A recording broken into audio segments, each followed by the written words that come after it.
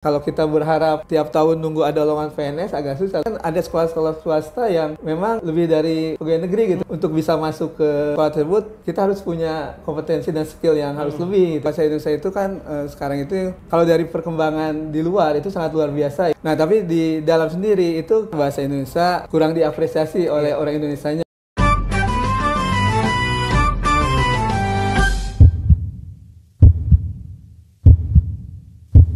Halo saudara-saudara semua, ketemu lagi dengan saya RS Sutanto, editor Lentera App hanya di Lentera Talk.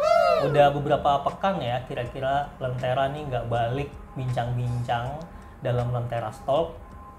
Biasanya tuh kemarin-kemarin kita sedang jalan-jalan terus gitu ya, review perpustakaan, review tempat baca gitu. Nah, kali ini kita bisa akhirnya balik lagi ngobrol-ngobrol di Lentera Talk ini. Dan kali ini di Lentera Talk, di podcast kami, di podcast Lentera sudah kedatangan tamu. Ini ada Pak Ahmad Bahtiar atau Pak Abah biasa panggilannya. Beliau adalah Ketua Program Studi Pendidikan Bahasa dan Sastra Indonesia dari Universitas Islam Negeri Jakarta atau UIN Jakarta gitu. Nah, kita akan bincang-bincang sama Pak Abah bagaimana menjadi guru misalnya atau menjadi pendidik di program studi Bahasa Indonesia dan Sastra Indonesia, kira-kira gitu. Nah, yang pertama saya mau ngucapin terima kasih Pak Abah sudah berkenan ngobrol-ngobrol dengan kami gitu ya. Kan kita tahu ya realitanya menjadi guru di negara ini dan saat ini tuh banyak banget hambatannya, problematis banget gitu ya. Tantangannya juga berat banget, misalnya kekerasan sering banget terjadi kepada guru. Terus diaduin sama orang tua. Jadi sekarang tuh guru dia sulit untuk bertindak yang idealnya seperti apa gitu. Nah, dari situ dari banyak realita yang kayak gitu, Pak. Dan bahkan ada juga guru yang sampai dilaporin ke polisi. Dari realita yang kayak gitu, sebetulnya minat jadi guru hari ini di kampus itu kayak gimana, Pak? Ya, makasih Mas Tanto. Ini makasih juga undangannya di podcast Lentera ini ya. Saya terima kasih karena kebetulan tema ini menarik dan mungkin istilah saya banget gitu ya. Karena kebetulan saya itu sebelum jadi dosen adalah guru di beberapa sekolah juga gitu ya. Mulai dari tingkat SD, SMP, SMA, malah pernah juga di pendidikan non formal ya. Bimbingan-bimbingan belajar gitu ya. Dan keluarga besar saya juga guru, entah itu dari ibu, dari bapak, kakek, itu dua-duanya guru gitu ya. Jadi gen guru gitu ya. Nah, terkait pertanyaan tadi Mas Tanto ya, bahwa memang kalau kita lihat ya gitu ya, berbagai informasi entah itu di media sosial atau di informasi lainnya, memang kondisi guru itu tidak nyaman lah untuk menjadi profesi pilihan anak muda ya, apalagi yang generasi milenial ini gitu ya. Nah, tapi kalau kita lihat fakta-fakta lainnya itu ya, mungkin yang belum banyak tahu bahwa ternyata kampus-kampus pendidikan makin banyak gitu ya, makin bertambah gitu ya. Seperti misalnya ya di UIN sendiri itu, itu kebijakan, ada kebijakan di luar guru itu sendiri ya. Jadi kelasnya itu selalu ditambah gitu ya, per tahun itu semua prodi-prodi di Tarbiyah gitu ya. Penerimaan mahasiswa baru makin banyak? Iya, makin banyak gitu ya. Terus kampus-kampus yang swasta pun banyak gitu ya. Terus apalagi sekarang itu kan banyak yang dulunya kampus IKIP ya, sekarang itu jadi makin bagus gitu ya. Dan itu kan menjadi daya tarik juga buat calon-calon mahasiswa terutama anak SMA untuk bisa menjadi guru gitu ya. Jadi menurut saya bukan sebuah kekhawatiran kali ya kalau kita misalnya nanti akan kehilangan tuh ya para anak muda minat jadi guru gitu ya. Karena itu saya lihat sekarang itu kan kampus-kampus yang dulunya IKIP ya, keguruan itu malah berkembang gitu ya. UFI, UNES, UNESA, dan beberapa kampus lainnya itu menjadi lebih kompetitif dan menjadi pilihan-pilihan utama juga beberapa siswa SMA gitu ya. Artinya masih ada yang berminat walaupun mungkin dengan berbagai latar belakang gitu ya. Mungkin misalnya karena orang tuanya guru gitu ya, atau memang ya ada juga mungkin yang salah pilihan. Tapi kan insya Allah ketika salah di awal diluruskan lah sama dosen-dosennya hingga sampai selesai gitu ya. Jadi menurut saya masih ada minat anak-anak muda ya generasi milenial untuk menjadi guru gitu ya. Jadi walaupun realitasnya yang kita tahu di media sosial dan berita-berita di televisi gitu ya, di media massa memang banyak terjadi ketidaknyamanan situasi gitu menjadi guru, apalagi kita tahu upahnya sangat rendah, tapi itu nggak menyurutkan minat teman-teman gitu iya, ya untuk jadi guru. iya. Buktinya kampus-kampus yang memang base-nya pendidikan itu makin meningkat. Iya, makin bertambah. Dan di UIN sendiri gimana Pak penerimaan mahasiswa baru? Iya, hampir misalnya di kami aja di di prodi tarbiyah itu setiap tahun selalu bertambah satu kelas tuh ya. By the way teman-teman di UIN prodi fakultas keguruannya namanya tarbiyah. Fakultas ilmu tarbiyah dan keguruan. Gitu ya. Mungkin di kampus lain namanya beda tuh ya. Fakultas Keguruan dan Ilmu Pendidikan FKIP. Oh, FKIP. Tapi di UIN namanya FITK, Fakultas Ilmu Tarbiyah dan Keguruan. Nah, kalau di FITK sendiri gimana, Pak? Iya, jadi semua prodi itu setiap tahun bertambah mahasiswanya gitu ya. Ini tidak hanya UIN Jakarta sebenarnya, UIN yang lain pun sepertinya melakukan penambahan kelas gitu. Iya. Dan Bapak pernah dapat ini nggak apa semacam info atau selentingan atau apa gitu yang masuk alumni yang sudah menjadi guru dan dia punya masalah tuh di situ. Maksudnya masalah adalah dia diaduin sama orang tua muridnya, dia kena masalah sesuatu gitu yang mana itu menyurutkan niat dia untuk terus menjadi guru gitu. Pernah nggak ada? Ya pernah ya, ada satu alumni pernah curhat lah gitu ya, datang ke kampus. Tapi masalahnya bukan sama guru, biasanya masalah sama sekolah gitu ya. Jadi manajemen sekolah yang mungkin kurang akomodatif terhadap. Biasanya negeri atau swasta nih, Pak? Karena akan beda kan? Iya, biasanya swasta itu ya. Okay. Tapi itu dari berapa puluh, berapa ratus alumni mungkin hanya satu gitu ya. Tapi kalau kita ngomongin upah yang rendah gitu ya. Upah yang rendah ini berlaku setahu Bapak kan Bapak juga dulu jadi guru ya. Sampai hari ini juga masih setahu Bapak itu upah rendah itu banyak terjadi di sekolah negeri atau sekolah swasta? Biasanya sekolah swasta yang mungkin dalam istilahnya tidak besar lah gitu ya. Misalnya, karena kalau negeri kan setahu saya gitu ya, saya juga kan masih sering silaturahmi sama teman-teman S1 gitu ya. Sepertinya mereka ya nyaman aja gitu ya. Mereka kan dapat gaji ya, dapat sertifikasi guru dan mungkin ada tunjangan-tunjangan apa gitu ya. Dan ya kadang membuat kita iri juga, kok dosen kalah kayaknya sama guru gitu ya. Iya, karena itu ya memang banyak juga, ada teman saya juga yang mungkin dulu itu ya, ketika masih kuliah dan mengajar, emang kondisi penghasilannya biasa. Tapi saya lihat kalau sekarang, ya mungkin di luar yang saya tahu ya, itu alhamdulillah gitu ya. Sudah lebih baik lah ya. Iya, artinya ada beberapa sekolah yang mungkin biasanya sekolah internasional tuh ya, sekolah yang menggunakan kurikulum internasional itu kan malahan mereka mungkin bisa 2 digit gitu bisa mengalahkan dosen lah gitu ya. Iya, apalagi saya kebetulan punya teman tuh ya, teman itu dulu satu sekolah di tempat saya ngajar dulu itu ya. Dia itu punya kemampuan manajemen bagaimana membuat sekolah itu bukan kapital itu, artinya bukan arti komersil itu ya, artinya memang harus membutuhkan biaya untuk bisa manajemen sekolah dengan baik gitu ya. Itu menurut saya banyak juga itu ya. Beberapa sekolah yang mungkin di dekat kampus, misalnya kita sebut saja BM400, MP, itu kan sekolah-sekolah yang dibangun dengan biaya dan tapi mahal itu ya. Dan artinya mungkin kesejahteraan gurunya pun ya itu bisa lebih baik juga itu ya.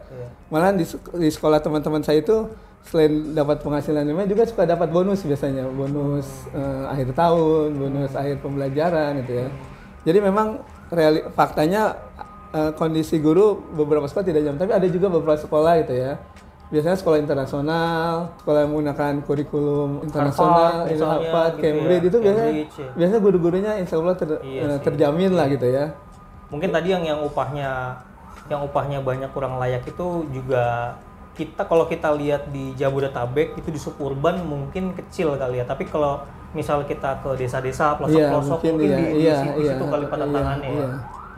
Malahan alumni kami sendiri PBS itu ya ada beberapa juga, misalnya yang di Sekolah Karisma Bangsa, Sekolah Mentari, sekolah-sekolah yang memang dilihat dari kesejahteraannya lebih baik gitu ya. Lebih baik. Tapi ada nggak Pak lulusannya yang saya mau pulang kampung deh, ngajar di kampung gitu misalnya? Banyak juga, banyak juga itu ya. Ya tapi mungkin di kampung ada tantangan tersendiri. Betul, mungkin ya. Betul. Mungkin dia punya sekolah, punya pondok gitu ya.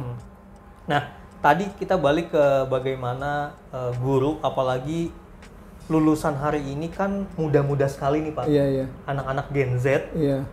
kemudian dia lulus jadi SPD gitu ya, jadi sarjana pendidikan dan mulai mengajar. Otomatis secara mentally belum begitu mature atau belum begitu dewasa dalam menghadapi banyak sekali tantangan-tantangan murid-murid, belum nanti ada orang tua murid, wali murid gitu ya. Apalagi wali murid juga sekarang punya semacam perkumpulan gitu untuk menginisiasi untuk menginisiasi acara-acara. Nah, ada nggak sih Pak di program studi sini gitu pembekalan soal mental, kesiapan mental kayak gitu Pak?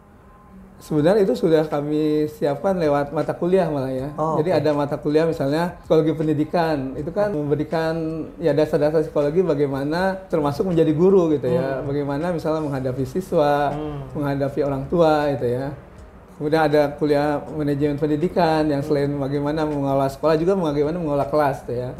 Dan ada kegiatan wajib ya namanya di sini PLP, praktik lapangan persekolahan ya, itu mereka 3 bulan itu kan menjadi guru di sekolah gitu ya. Oh, ibaratnya KKN tapi di sekolah. Iya, jadi selain KKN, pengabdian di masyarakat juga ada KKN ada, Pak?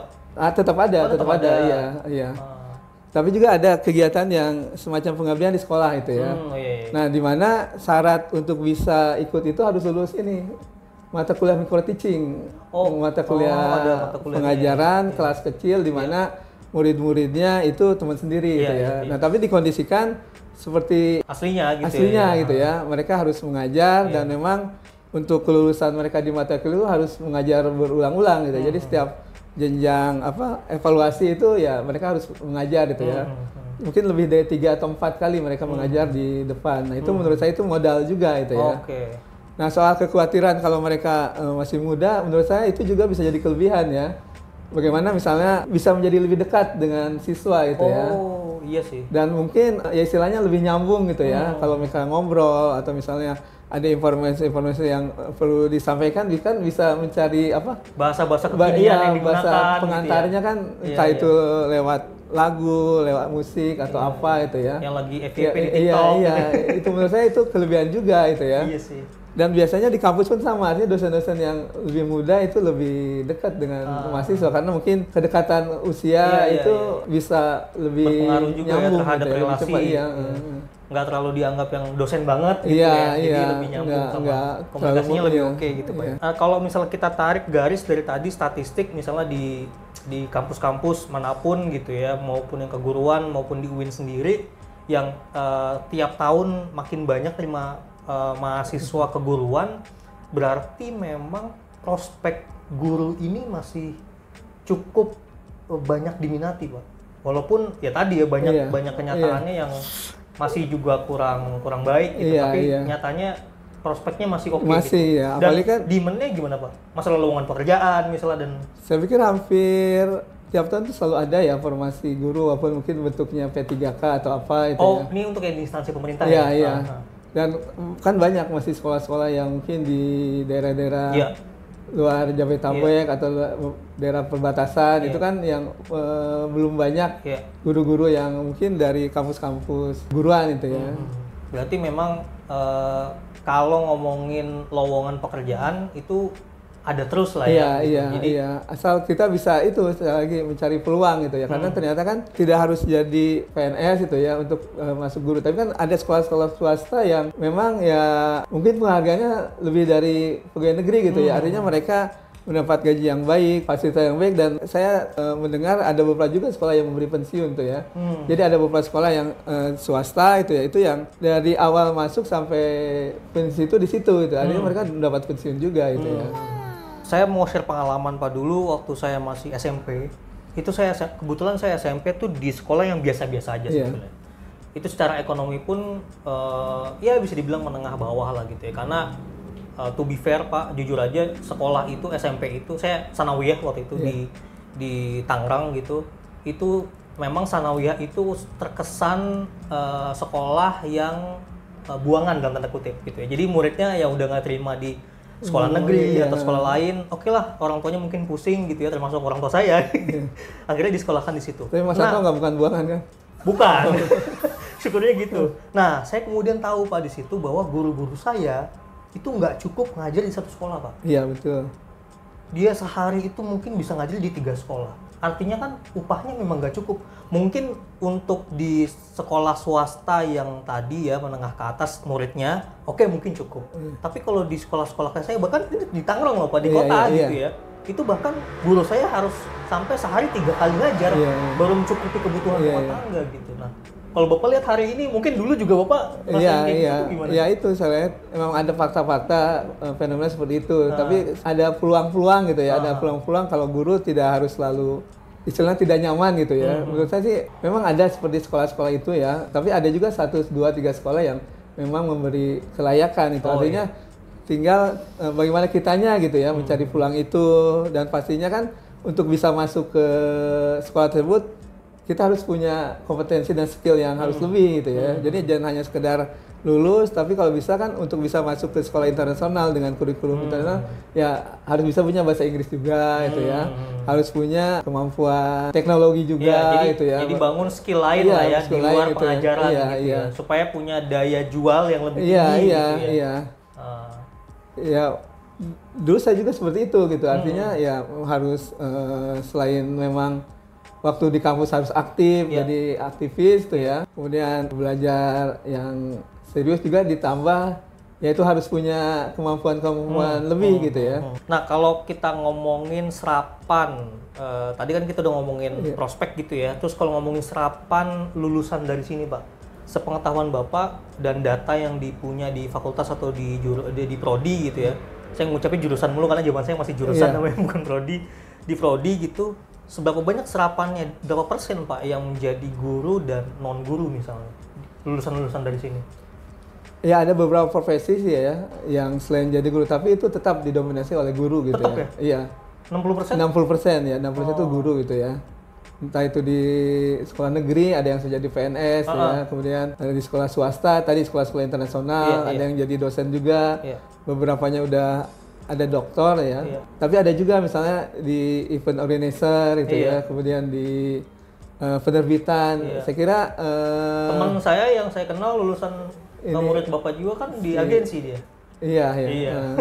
Jadi memang karena mungkin basicnya sudah ada kali Pak ya. Iya, betul. Jadi tapi gini Pak, tapi kalau misalnya prodi sendiri gitu ya, PBSI sendiri, dia ada ini enggak matkul yang mengakomodasi minat selain jadi guru. Misalkan sekarang kita tahu Pak, ada copywriter, ada content writer, kayak gitu-gitu tuh. Nah, itu diakomodasi nggak sama prodi apa gimana? Kalau kita kan ini ya, sekarang itu ada kurikulum OB ya, outcome based apa tuh? Pokoknya kurikulum yang berbasis luaran tuh. Jadi luaran itu ya outputnya gitu ya.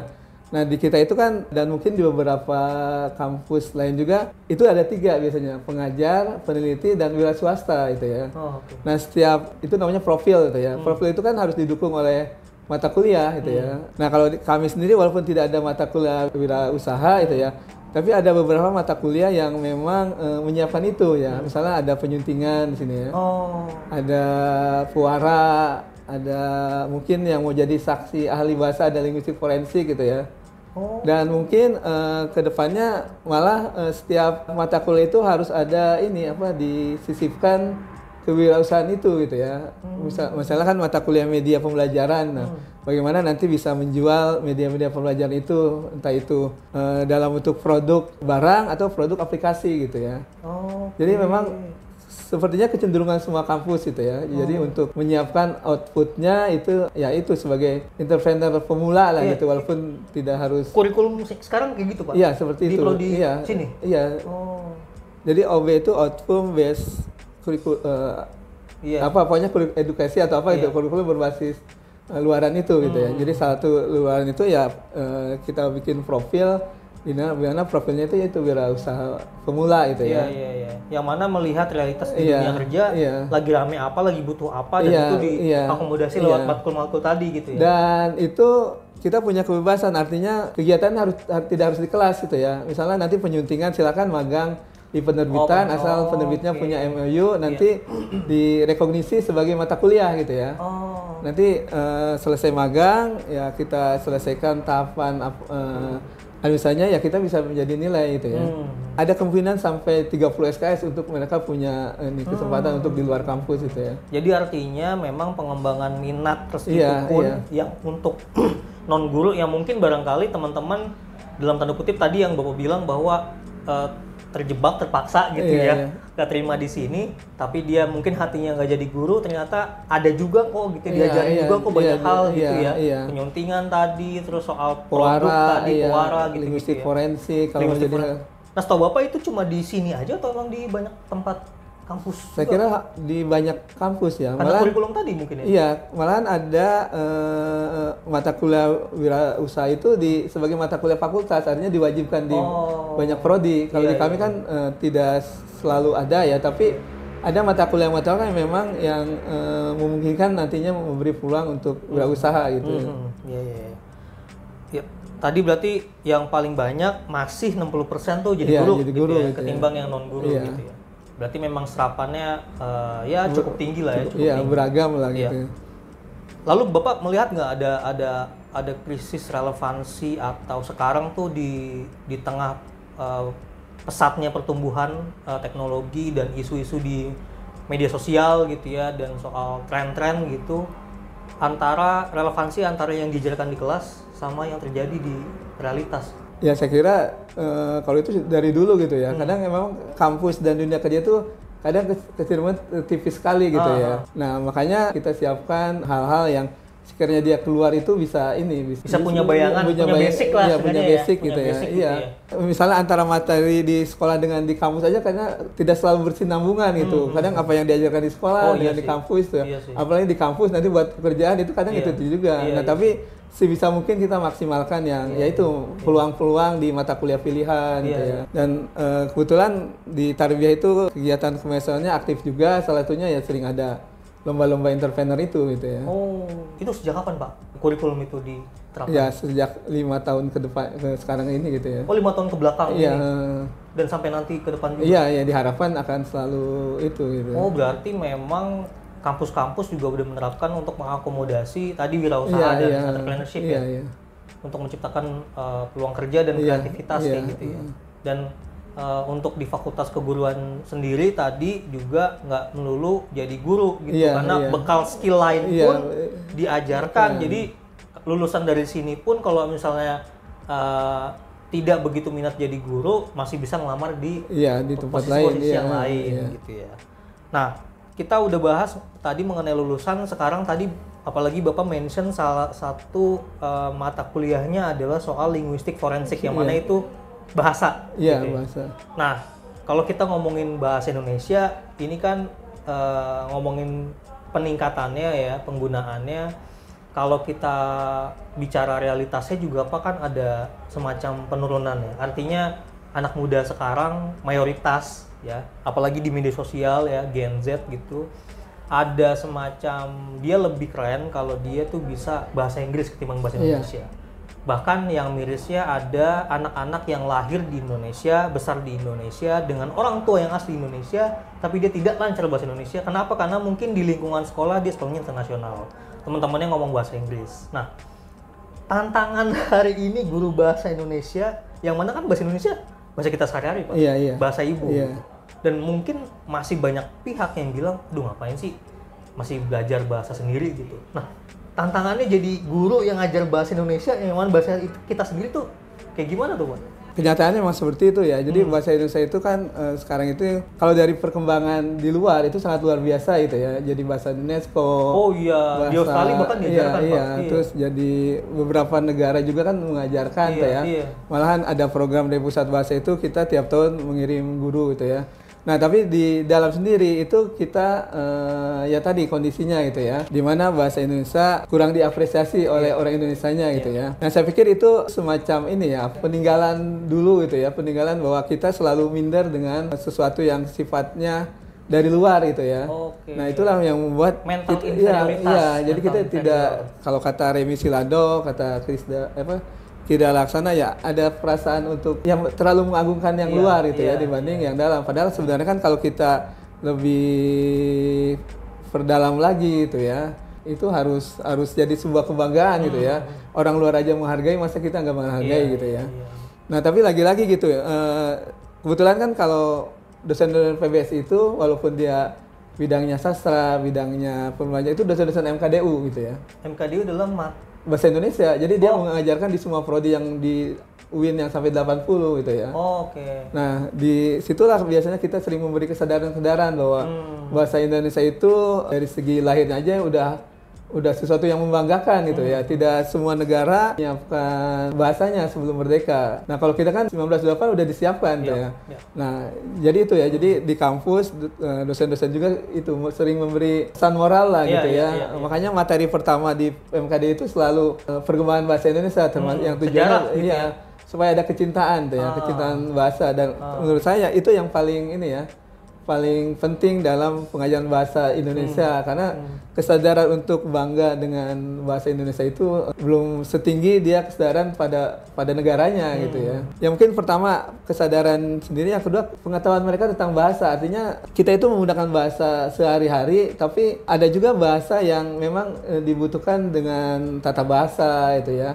Pada situasi tertentu kan kita harus menggunakan bahasa yang benar gitu ya. Apalagi menulis. Iya, apalagi menulis, dan itulah yang harus dipelajari gitu ya. Jadi seolah-olah mereka itu taunya ya bahasa lisan aja. Padahal bahasa itu kan selain lisan ada tulis dan itu yang memang harus dipelajari dan itu yang tidak mudah itu ya. Dan masih banyak sekali masalah. Jadi menurut saya dua hal itu. Pertama, pengetahuan betapa bahasa Indonesia itu bisa membanggakan. Yang kedua, pengetahuan dari kebahasaannya sendiri gitu. Itu yang mungkin harus jadi PR buat guru-guru bahasa atau dosen-dosen bahasa di perguruan tinggi gitu.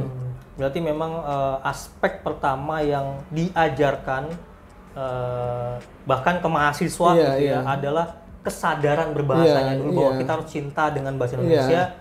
Tadi makanya sejarah ya awal mula kemunculan bahasa Indonesia. Dan menurut saya di sekolah pun guru-guru harus seperti itu. Jadi sebelum mengajarkan teori-teori kebahasaan tuh ya, keterampilan bahasa, menurut saya harus diajarkan juga kesadaran berbahasa Indonesia yang baik gitu ya. Kesadaran pentingnya menggunakan bahasa Indonesia. Jarang saya melihat guru-guru di sekolah mengajarkan itu gitu ya. Dia langsung ke tata bahasa, langsung ke struktur, langsung ke subjek, predikat, objeknya dan lain-lain tuh. Itu yang mungkin akhirnya orang terutama siswa jadi malas berbahasa Indonesia itu ya. Berarti ini juga berkaitan dengan yang Bapak menganggap bahwa pembelajaran kadang-kadang ya pembelajaran mungkin di beberapa sekolah ini pembelajaran bahasa Indonesianya masih terlihat normatif dan kaku gitu sehingga nggak ada keterikatan sama si siswa-siswanya itu gitu ya. Dan sebenarnya dalam pembelajaran bahasa Indonesia kan ada bahasanya, ada sastranya itu ya. Dan kadang justru tidak menggunakan sastra sebagai pengajaran bahasa gitu ya. Kan harusnya kalau misalnya kita mencari kalimat yang benar kadang dari sebuah cerpen, dari sebuah novel itu kan jadi menarik gitu ya. Nah sekarang itu yang perlu diperkuat tuh yang mungkin jadi modal ya. Jadi tidak hanya kemampuan bahasanya tapi kemampuan sastranya. Karena kalau mengajarkan bahasa dengan sastra mungkin jauh lebih baik gitu ya. Selama ini kan kadang guru-guru ya itu kadang yang menghindari sastranya, dia lebih ya udah taktis aja, matematis aja gitu ya. Dan kalau karena tadi realitasnya kayak gitu Pak, maksudnya banyak pergeseran di mana bahasa Indonesia tidak lagi diminati bahkan di negara sendiri. Pengajarannya pun pasti ada tantangan gitu. Nah, melihat realita-realita yang kayak gitu apalagi di media sosial gitu, TikTok dan lain sebagainya, yang mana memang kita harus akui masyarakat kita masih kurang juga dalam tulis menulis gitu ya. Nah, melihat realita kayak gitu, bagaimana kampus menyikapinya Pak? Apakah dia ada matkul khusus gitu yang menyiapkan bahwa ini perlu ada penyelarasan gitu antara realitas dengan yang kita harus ajarkan bahasa Indonesia atau kayak gimana? Ya pastinya ya, karena tadi saya katakan bahwa kadang materi-materi di sekolah itu tidak berkesinambungan dengan materi di perkuliahan gitu ya. Nah jadi ya lagi-lagi kadang kita memberi hal-hal yang dasar lagi gitu ya, dasar lagi tentang ilmu pengetahuan bahasanya gitu ya, terutama pengetahuan sastranya gitu ya, karena ketika sekolah kan mereka lebih banyak diajarkan bahasanya daripada ininya gitu ya. Dan ya kita banyak kegiatan-kegiatan ya, terutama terkait kemahasiswaan yang mencoba membetulkan lagi gitu ya, membetulkan lagi bagaimana pengajaran-pengajaran di sekolah gitu ya. Kita misalnya mengundang sastrawan gitu ya, mengundang teman-teman dari penerbit gitu ya. Kemudian biasanya tugas-tugas kuliah juga harus membuat tulisan gitu ya, tulisan entah itu artikel populer atau artikel yang sifatnya ilmiah atau yang lain-lain gitu ya. Nah, di prodi ini kan bukan cuma bahasa, Iya. tapi ada juga sastra, bahasa dan sastra Indonesia gitu. Pendidikan, bahasa dan sastra. Pendidikan, bahasa dan tiga bidang. Oh ya, pendidikan satu bidang ya, iya, bahasa satu bidang, iya, bahasa Indonesia satu bidang, sastra Indonesia satu bidang. Iya.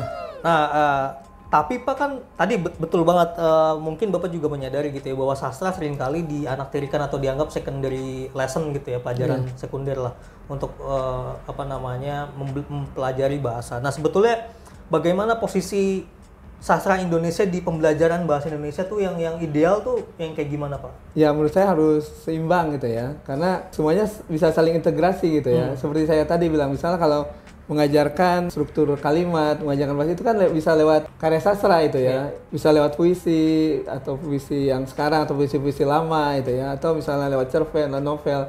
Dan itu pastinya lebih menarik gitu ya. Karena di sastra itu kan bahasanya yang sudah disusun sedemikian rupa gitu ya. Hingga membuat menurut saya ada ketertarikan siswa untuk belajar bahasa itu ya. Oh, jadi seharusnya sastra dijadiin sebagai objek kajian, korpus gitu ya, media untuk belajar bahasa. Belajar bahasa, entah dia soal tata kalimat, entah dia soal kata-kata gitu ya, diksi, kayak gitu-gitu Pak ya. Harusnya kayak gitu ya? Iya. Supaya mungkin asik juga gitu ya? Iya. Karena kan kalau dalam sastra, sastra itu kan selain menarik juga selalu ada hal yang baru gitu ya, hal yang baru gitu ya, baik itu bentuknya maupun isinya. Nah, itu kan yang membuat siswa dalam ini generasi milenial yang terus bergerak gitu ya. Nah, itu bisa nyambung lah dengan sastra gitu ya. Nah, dalam kurikulum pendidikan guru sendiri itu kalau seberapa besar porsi yang diberikan untuk pembelajaran sastra Indonesia dan apakah itu cukup menurut Bapak? Jadi dalam kurikulum keguruan gitu ya, pembelajaran tadi bahasa dan sastra, sastranya itu sendiri porsinya sebesar apa Pak dan apakah itu cukup? Kalau di kami sendiri itu dari 3 itu ya kita buat seimbang gitu ya, baik dari jumlah SKS-nya, jumlah pengajarnya itu ya, jumlah mata kuliahnya itu ya. Nah, hanya mungkin tinggal dosen-dosennya yang memberi muatan lebih gitu ya. Jadi silakan setiap dosen itu memberi muatan lebih, entah itu dalam kegiatan atau misalnya dalam yaitu materi-materinya gitu ya. Kalau template atau rumusan di prodinya sendiri dibuat seimbang gitu ya, antara yang pendidikan, antara yang bahasa dan sastra gitu ya. Karena ada 3 ilmu tadi sih ya. Iya, tinggal bagaimana dosen-dosennya memberi muatan lebih gitu ya. Bagaimana hingga bisa menyiapkan kalau nanti jadi guru sastra seperti apa, jadi guru bahasa seperti apa, atau memiliki profesi lain seperti apa itu ya disesuaikan dengan dosennya gitu ya. Kalau misalnya masih berkait dengan sastra, kalau misalnya hari ini gitu ya kecenderungannya anak-anak nih skripsian itu isunya ngebahas apa Pak? Maksudnya dia ngambil yang pendidikan kah, dia ngambil yang bahasa kah, atau dia ngambil yang sastra kah? Kebanyakan tuh yang mana?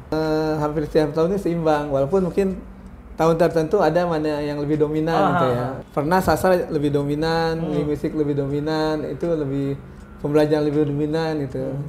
Kalau akhir-akhir ini gitu Pak? Kalau sekarang ini pembelajaran tuh ya, pendidikan lebih, pendidikan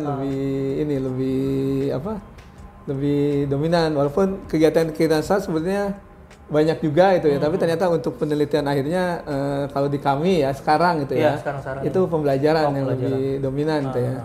Lalu apakah mahasiswa di sini tuh cukup akrab dengan karya sastra kontemporer yang kekinian tadi gitu ya? Bukan cuma yang belajarnya kanon-kanon aja kayak Chairil Anwar sama Pram, oke lah mereka berdua, tapi cukup akrab dengan karya-karya kekinian gitu Pak? Ya sebagian ada gitu ya, walaupun tidak ini. Kalau yang Pram, Chairil kan itu wajib gitu ya. Biasanya di ini kegiatan lain gitu ya, kegiatan perkuliahan. Kalau kuliah kan biasanya dosen-dosen itu udah menyiapkan karya-karya tertentu gitu ya, yang masuk kanon gitu ya. Oke. Untuk dibahas. Tapi ya kita punya kelompok-kelompok diskusi ya, kelompok-kelompok komunitas yang ya biasanya di situ karya-karya yang selain karya kanon itu kita bicarakan tuh. Oke. Mungkin karena sifatnya untuk pembelajaran, jadi yang dipakai di kelas-kelas ada karya-karya kanon. Yang mana karya-karya kanon pun banyak juga gitu. Iya, banyak juga, kadang nggak habis-habis gitu kan. Kalau kita misalnya tahun ini kebaruan karyanya, ya besok kan kebaruan teorinya juga gitu. Jadi selalu ada yang baru walaupun kita bicarakan yang kanon-kanon itu. Kanon terakhir itu mentok di siapa Pak? Kalau di sini Sutarji? Danarto atau siapa? Di 2000-an Sapardi? Ya hampir semuanya sih. Hampir semuanya? Iya, yang kanon-kanon itu. Soalnya kan ada mata kuliah sejarah sastra ya. Oh, oke. Nah, sejarah sastra itu kan membedah dari periode awal, periode kolonial, kemudian Orde Baru, Reformasi yang terkini gitu ya. Malah selain sejarah sastra modern, kita ada juga sejarah sastra Melayu gitu ya. Oh. Jadi untuk karya-karya yang memang diciptakan sebelum sastra Indonesia kita bahas juga gitu ya. Jadi tadi kanonnya aja banyak banget dan nggak bisa habis gitu iya. ya. Jadi kalau misalnya ada kebutuhan untuk diskusi mengenai karya-karya terbaru gitu, itu bisa dilakukan di luar kelas dan memang dilakukan di luar kelas. Iya, ada komunitas universitas. Ini kan kita punya komunitas Pojok Danarto gitu ya. Itu biasanya rutin melakukan kajian-kajian sastra gitu ya. Kemudian kita ikut juga beberapa komunitas gitu ya. Oke. Kalau ini sebelum ke terakhir Pak, bagaimana Bapak ngelihat peran guru di sekolah gitu ya di negara ini dalam merawat dan menghidupkan ekosistem sastra Indonesia itu sendiri gitu. Jadi guru diharapkan, ini banyak banget sih Pak sebetulnya beban guru. Jadi bukan cuma mendidik gitu ya, dia juga jadi karena ada kegelisahan di mana dulu kita nganggap itu guru kan sebagai orang tua kedua nih di luar rumah. Tapi sekarang tuh ada kekhawatiran tadi gitu loh. Jadi kadang tuh orang tua juga nggak setuju gitu kalau tiba-tiba anaknya diapa-apain gitu sama guru-gurunya, apa enggak anaknya ngadu kayak gitu-gitu lah. Makanya mungkin sekarang guru lebih banyak hati-hatinya gitu ya. Tapi Bapak ngelihat sekarang tuh bagaimana cara guru untuk merawat ekosistem sastra bahasa Indonesia di sekolah tuh seperti apa Pak? Yang pertama mungkin dia harus punya modal juga ya. Jadi ketika jadi mahasiswa atau setelah lulus itu harus punya punya kompetensi sastra yang cukup ya. Kemudian harus punya pengalaman sastra juga itu ya. Kalau kita kan selalu misalnya tiap tahun ada pesta rama ya. Itu kan menurut saya pengalaman yang sangat penting untuk menjadi guru gitu ya. Pesta Rama by the way teman-teman adalah festival teater Pak ya? Iya, pentas apresiasi drama, sastra dan drama ya. Sastra dan drama itu untuk ujian akhir di semester berapa Pak? Semester 6 untuk mata kuliah kajian drama. Mata kuliah kajian drama, jadi namanya Pesta Rama. Iya. Jadi itu menurut saya guru itu harus punya bekal lah gitu. Jadi tidak hanya sekedar lulus, dia bikin skripsi, lulus, tapi harus punya yaitu pengalaman sastra yang lebih gitu ya. Karena ya itu kalau di awal kita ya banyak guru yang tidak nyaman, mungkin dengan modal yang lebih ya insya Allah dia akan mendapat sekolah-sekolah yang bagus ya. Sekolah-sekolah yang punya kemampuan bahasa juga. Kalau di sini kan wajib tuh kalau mau sidang skripsi itu harus TOEFL-nya 450, TOEFL-nya bahasa Inggris ya. Iya, diwajibkan. Iya, bahasa Arabnya memilih sih TOEFL itu 375 itu ya. Nah itu menurut saya satu bekal juga itu ya. Walaupun di sini misalnya harus lulus UKBI ya, walaupun belum diwajibkan, ya tapi bahasa Inggrisnya juga harus UKBI apa Pak? Uji kompetensi bahasa Indonesia ya. Oh ada, ya, oke. Iya itu belum diwajibkan tuh ya, tapi ada ya. Syarat sidang yaitu TOEFL dan TOEFL itu ya. Bahasa Inggris dan bahasa Arab. Iya, gitu terus mereka juga harus punya SKPI, surat keterangan pendamping ijazah. Nah, itu sebenarnya ini keterangan-keterangan yang memberikan informasi lebih kemampuan dia itu ya. Kan kalau ijazah hanya akademis ya. Nah, jadi selain nanti dia itu dapat ijazah, nanti akan dapat SKPI.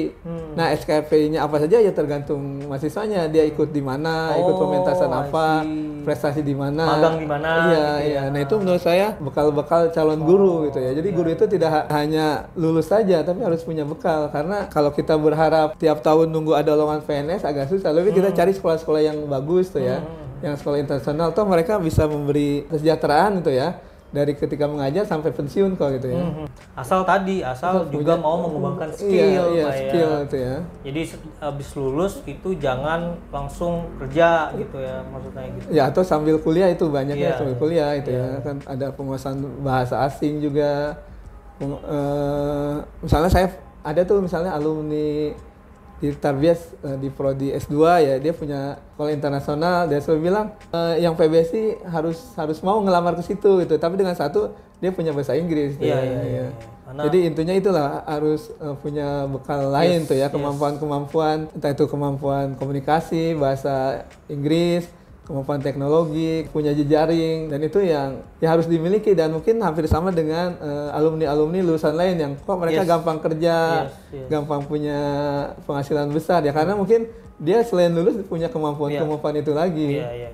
Jadi intinya harus punya nilai plus lah, nilai lebih untuk jadi seorang guru itu gitu. Karena saingannya banyak banget, Pak. Iya. Apalagi kadang kan ada beberapa sekolah kadang menerima juga yang tidak berpendidikan, maksudnya yang tidak dari yang dari non pendidikan. Iya banyak sih. Iya, misalkan orang tua juga kan gitu kadang. Misalnya anak saya pengen masuk UI, guru-gurunya harus dari UI juga dong. Anak saya ingin masuk ITB. Nah, itu kadang ada sekolah swasta yang mengakomodasi itu gitu ya. Jadi ya kita sebagai orang berpendidikan, artinya alumni pendidikan, kadang wah gimana kita bersaing kalau kita tidak punya kemampuan itu ya. Jadi pengalaman saya itu, saya pernah mengajar di sekolah, hampir semuanya itu dari UI, dari ITB, jurusannya teknik nuklir malah ada. Gimana kita saingannya sama anak teknik nuklir, kan berat banget gitu kalau kita dari pendidikan ya. Ya tapi kita usahakan punya kelebihan, punya nilai plus gitu ya. Nah, terakhir apakah Bapak punya harapan tertentu kepada lulusan-lulusan di sini, misalnya 5 sampai 10 tahun ke depan gitu, 10 sampai 20 tahun ke depan, mungkin berharap mereka tetap menjadi gerbang bahasa gitu atau gerbang sastra, atau memanfaatkan ilmunya sebagaimana yang dia dapat di kampus, atau seperti apa, Pak? Ya, saya sih melihat kan banyak alumni PBS itu kan tidak jadi guru saja itu ya, tidak jadi penerbit, tidak jadi penulis yang memang berkaitan dengan bahasa itu ya. Ya tapi saya berharap profesi-profesinya tetap mengembangkan bahasa itu ya. Artinya walaupun bukan bahasa sehari gitu ya, tapi bahasa yang benar pun memang harus dimiliki oleh siapapun atau profesi apapun ya. Karena mungkin kalau dia seorang pengusaha, ketika rapat-rapat dengan itu kan tetap harus menggunakan bahasa yang baik juga itu ya. Betul. Dia mencari klien, mencari konsumen, itu kan tetap itu. Jadi menurut saya pelajaran bahasa selama 4 tahun, 5 tahun di kampus itu ya harus tetap digunakan itu ya, dipakai gitu ya. Karena ya itu, kalau bukan kita siapa lagi yang mencintai dan membanggakan bahasa Indonesia gitu ya. Tapi secara personal nih Pak, secara personal dalam hati kecil Bapak nih, Bapak tuh pengen nggak sih lulusan sini tuh 100% sebetulnya jadi guru? Lulusannya atau kayak ini justru ini ya bebas lah, yang penting kamu ya, jadi saya itu kan gitu. Saya selalu ditanya enak jadi guru apa jadi dosen tuh ya. Saya bilang ya jadi guru ada enaknya juga, karena apa, kadang siswa-siswanya itu berpeluang untuk menjadi apa saja itu ya. Kan kalau di PBSI kan ini ya, walaupun tidak jadi guru tapi selalu ada kaitannya gitu ya. Tapi kan kalau guru, saya dulu guru jadi macam-macam gitu ya. Dan saya pun berharap ya jadi macam-macam juga gitu ya, karena bisa memiliki posisi di mana-mana gitu. Jadi ketika kita misalnya ada di satu tempat, bisa ketemu ini lagi, ketemu lagi gitu ya. Jadi Bapak pun berharapnya mau dimanapun, semoga bisa hidup dan bermanfaat. Iya, dan tetap yaitu menjaga bahasa Indonesia, mencintai bahasa Indonesia gitu ya. Oke, itu aja. Makasih, terima kasih sekali Pak Abah. Itu teman-teman, Pak Ahmad Batiar, Ketua Program Studi Pendidikan Bahasa dan Sastra Indonesia UIN Jakarta. Kita ketemu lagi di Lentera Talk berikutnya. Bye-bye.